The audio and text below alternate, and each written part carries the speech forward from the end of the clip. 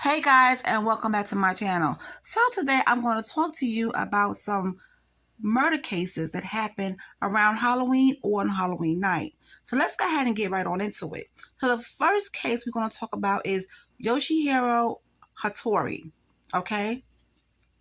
Now, Yoshi, a Japanese exchange student, went out on Halloween night in 1992. He was heading to a party in New Orleans. Now, unfamiliar with the neighborhood, Yoshi struggled to find the address of the event. When he eventually thought he found the house, he knocked. When he got no answer, he walked back towards his car.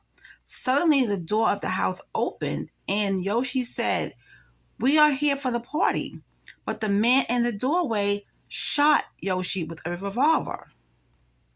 Turns out, Yoshi was at the wrong address. When police questioned the homeowner, Rodney Pierce, he claimed that he had been scared and that he thought the student was trespassing on his property with criminal intent, according to the news article. Rodney was charged with manslaughter, but invoked the Castle Doctrine, in which Americans claim they have the right to apply lethal means to protect their homes, and was found not guilty by a jury. Sometimes I feel like he's still in America, and that's what Yoshi's father told the news article in 2012. Someday he'll come back home, I say to myself. You know, that's kind of sad and it's messed up. I mean, there could have been a lot of things to avoid his death. They could have said, "Hey, who are you looking for?" Or whatever the case may be. They did not have to take out their gun and shoot this kid. You know, it's just very unfortunate. Now, there's more to it, but I'm just giving you the quick version. If you would like for me to do a story alone just on this, let me know in the comment section. Next up, Peter Fabiano died in what police said was a crime of passion in the late 50s.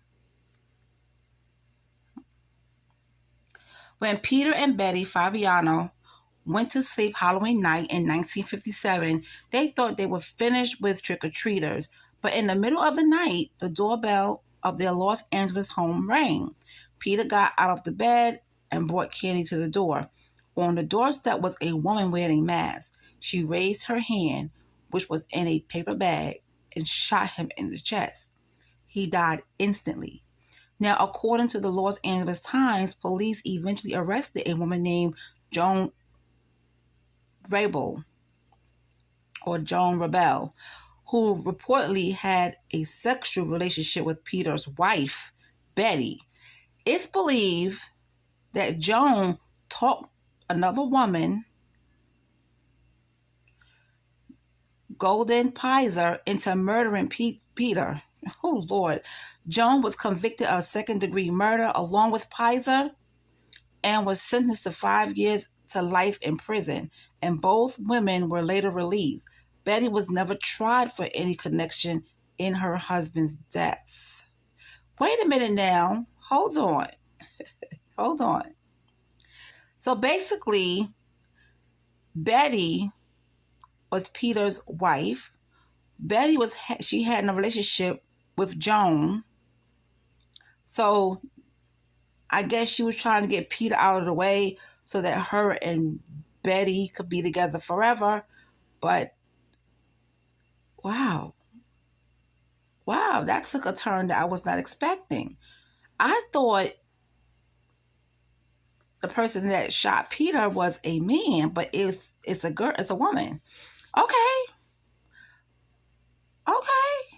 Wow. You learn something new every day.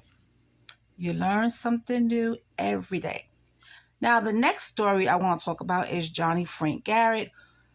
He was convicted of strangling a nun to death on All Hallows Eve.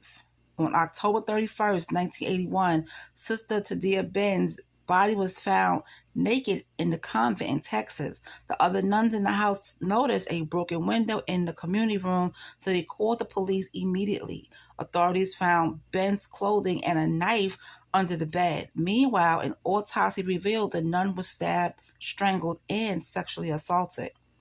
Police arrested a man who lived across the street named Johnny Frank Garrett after a witness saw him running from the convent that evening. He was convicted and sentenced to death in 1992.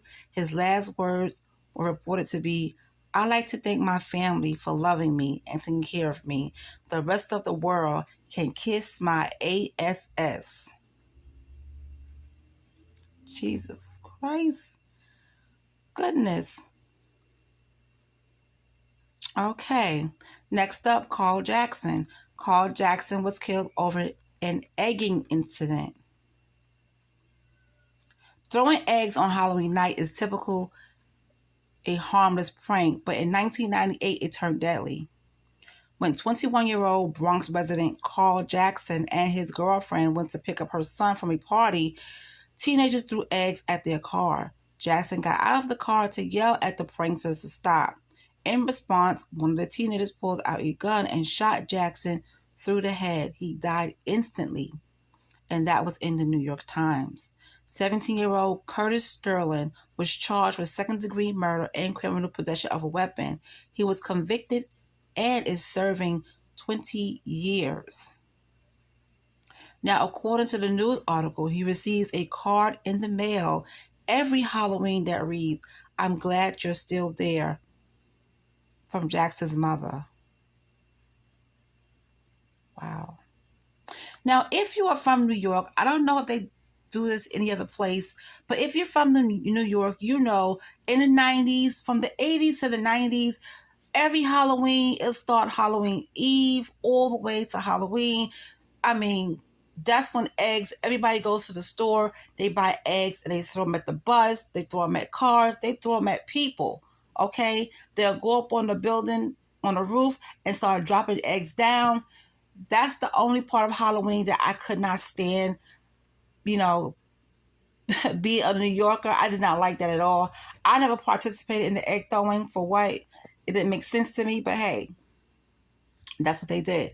So yes, it was a thing back in the 80s and 90s of the throwing eggs on Halloween Eve and Halloween, you know, night and day. Now, the way the eggs are expensive now, who's thinking about throwing eggs? People don't even want to buy eggs now, but it's so expensive. But yes, that was a thing. Now, why would that young man carry a gun? He didn't have to shoot Karl Jackson. That was unnecessary. He only asked you to stop throwing eggs at his car. And that's what happened. Okay, so I have one more for the road. And this story happened Halloween night in 1981 and is still unresolved to this day. Photographer Ronald Sisman and Smith College student Elizabeth Platzman were beaten in their Manhattan apartment on Halloween night in 1981 before being shot dead. Their apartment was completely ransacked, but nothing seemed missing. To this day, the case remains unsolved. Okay, and this happened in Manhattan, 1981. You know, let's talk about the 80s in New York City during Halloween time, just for a brief moment.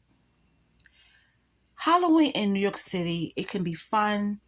I had some wonderful memories, you know, during that era, but it can also be deadly.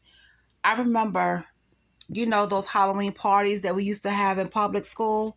You know, the teacher tell you to put your desk together and you put the tablecloth over it and you just have fun for the last hour of the day before you go home and go trick-or-treating.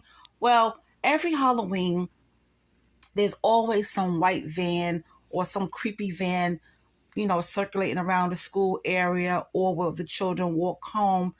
And it seemed like a lot of kids will go missing or murders will happen around that time.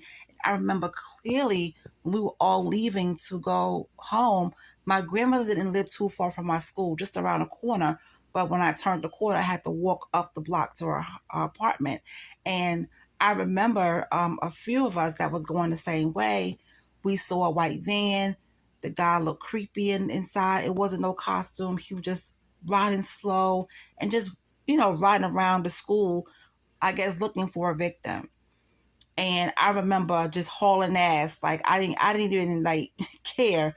But so much happened in Brooklyn, where I'm from in Brooklyn, around Halloween that is ridiculous. Murders, kidnapping, fights would happen, stabbings, all types of stuff was happening in the 80s around Halloween time. Now, it was always happening, but it just seemed like the height of it was Halloween, and it made it spookier because to this day, I don't like white vans. I don't like pickup trucks at all. At all. I do not like any type of kidnapping van or kidnapping pickup trucks. I really don't. Those two vehicles creep me out. Okay. But, that's how it was back then. But anyway, you guys, how was it in your area around Halloween? Halloween Eve and Halloween night. How was it around your area? As a kid, I had the most wonderful time for Halloween, but I do remember some of the things that used to come on TV, and every night around 9, I'm going to say between 9 and 10, do you know where your children are? That used to come on TV, and I'll be sitting right here. My mother would always say, yep, she's right here. Because at the time, I was the only kid. So I have some really fond memories about Halloween when I was a kid. And nowadays, Halloween now doesn't feel like it at all. It just feels so different. It doesn't even feel like Halloween is even around anymore. But it is, So I still celebrate it because I love Halloween. But anyway, you guys, that's all I have for you today. I may come back with some more, Halloween murders or Halloween news. You never know. But stay tuned and I will talk to you later. And, please do me a favor. If you like my channel, please give me a thumbs up and subscribe to the channel. It is totally free, honey. Bye.